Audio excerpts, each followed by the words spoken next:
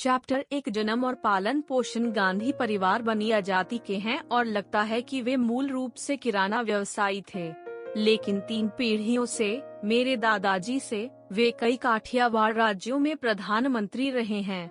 उत्तम चंद गांधी उर्फ ओटा गांधी, मेरे दादा, सिद्धांतवादी रहे होंगे।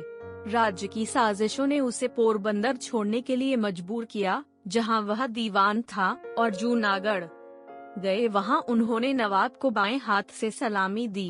कोई स्पष्ट देख रहा है और उन्होंने अभद्रता स्पष्टीकरण मांगा, जो इस प्रकार दिया गया: दाहिना हाथ पहले से ही गिरवी रखा गया है। और पोरबंदर में पहली पत्नी को खोने के बाद ओटा गांधी ने दूसरी शादी की। उनकी पहली पत्नी के 4 बेटे थे और उनकी दूसरी पत्नी द्वारा 2। मुझे नहीं लगता कि बचपन में मुझे कभी ऐसा लगाया पता था कि ओटा गांधी के ये सभी बेटे एक ही मां के नहीं थे। इन 6 भाइयों में से 5वें थे करमचंद गांधी उर्फ काबा गांधी और 6ठे थे तुलसीदास गांधी। ये दोनों भाई एक के बाद एक पोरबंदर में प्रधानमंत्री रहे। काबा गांधी मेरे पिता थे। वे राजस्थानी दरबार के सदस्य थे। यह अब विलुप्त हो चुका है, लेकिन उन दिनों यह प्रमुखों और उनके साथ ही कुलों के बीच विवादों को निपटाने के लिए एक बहुत प्रभावशाली निकाय था। वह कुछ समय के लिए राजकोट और फिर वांकानेर में प्रधानमंत्री थे। जब उनकी मृत्यु हुई तो वह राजकोट राज्य के पेंशन भोगी थे। काबा गांधी ने लगातार 4 शादियां की, हर बार मौत के कारण अपनी पत्नी को खो दिया। पहली और दूसरी शादी से उनकी 2 बेटियां थीं। उनकी अंतिम पत्नी पुतलीबाई ने उन्हें 1 बेटी और 3 बेटे पैदा किए। मैं सबसे छोटा था। मेरे पिता अपने कबीले के प्रेमी, सच्चे, बहादुर और उदार, लेकिन छोटे स्वभाव के थे। एक निश्चित करने के लिए हद तक वह शारीरिक सुख के लिए दिया गया हो सकता है, क्योंकि उसने चौथी बार विवाह किया था जब वह 40 वर्ष से अधिक का था। लेकिन वह विनाशी थे और उन्होंने अपने परिवार के साथ साथ बाहर भी सख्त निष्पक्षता के लिए नाम कमाया था। राज्य के प्रति उनकी निष्ठा जगजाहिर थी। एक सहायक राजनीतिक एजेंट ने राजकोट ठाकुर साहब, उनके प्रमुख के बारे में अपमानजनक बात की और वह अपमान के लिए खड़ा हो गया। एजेंट गुस्से में था और उसने काबा गांधी से माफी मांगने को कहा। उसने ऐसा करने से इनकार कर दिया और इसलिए उसे कुछ घंटों के लिए हिरासत में रखा गया। लेकिन जब एजेंट ने देखा कि काबा गांधी अड़े हुए हैं, तो उन्होंने उसे रिहा करने का आदेश दिया।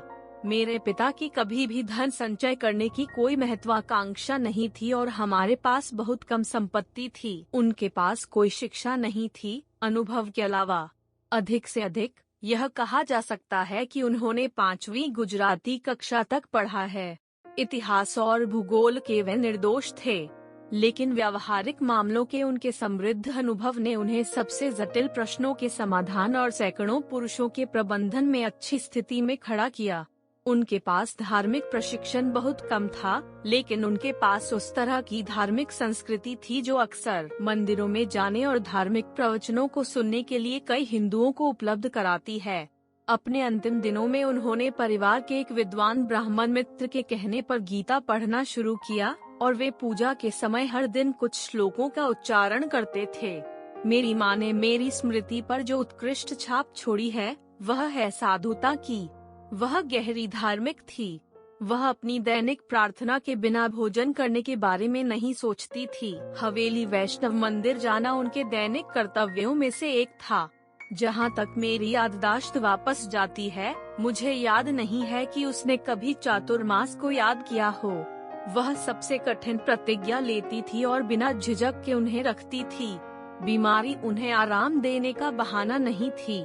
मुझे याद है कि एक बार जब वह चंद्रयान व्रत का पालन कर रही थीं, तब वह बीमार पड़ गई थीं, लेकिन बीमारी ने उन्हें पालने में बाधा नहीं बनने दी। लगातार 2 या 3 उपवास रखना उसके लिए कुछ भी नहीं था।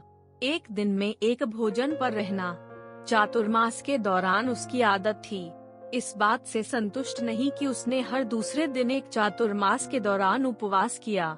एक अन्य चातुर्मास के दौरान उसने सूर्य को देखे बिना भोजन न करने की कसम खाई। हम बच्चे उन दिनों खड़े होकर आकाश की ओर निहारते थे, अपनी माँ को सूर्य के प्रकट होने की घोषणा करने की प्रतीक्षा करते थे। हर कोई जानता है कि बारिश के मौसम में सूरज अक्सर अपना चेहरा दिखाने के लिए कृपालु नहीं होता है, और मुझे वे दिन याद हैं जब उसके अचानक प्रकट होने पर हम दौड़कर उसके सामने घोषणा करते थे, वह अपनी आँखों से देखने के लिए बाहर भागेगी, लेकिन उस समय तक भगोड़ा सूरज चला गया होगा। इस प्रकार उसे उसके भोजन से वंचित कर दिया जाएगा।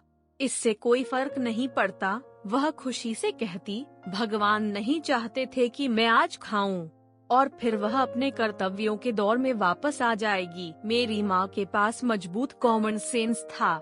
उन्हें राज्य के सभी मामलों के बारे में अच्छी तरह से जानकारी थी और दरबार की महिलाएं उनकी बुद्धिमत्ता के बारे में बहुत सोचती थी। बचपन के विशेषाधिकार का प्रयोग करते हुए अक्सर मैं उनके साथ जाता था, और मुझे आज भी याद है कि उन्होंने ठाकुर साहब की विधवा माँ के साथ कई जीवंत चर्चाएं की थीं। इन माता पिता में से मेरा जन्म पोरबंदर में हुआ था, जिसे सुदामापुरी के नाम से जाना जाता है। 2 अक्टूबर 1869 को मैंने अपना बचपन पोरबंदर में गुजारा। मुझे याद है कि मुझे स्कूल में रखा गया था। यह कुछ कठिनाई के साथ था कि मैं गुणन सारणी के माध्यम से प्राप्त कर पाया। तथ्य यह है कि मुझे उन दिनों के अलावा और कुछ भी याद नहीं है। अन्य लड़कों के साथ हमारे शिक्षक को सभी प्रकार के नामों से पुकारना यह दृढ़ता से सुझाव देता है कि मेरी बुद्धि सुस्त रही होगी और मेरी याददाश्त कच्ची रही होगी। Subscribe our channel. Thank you.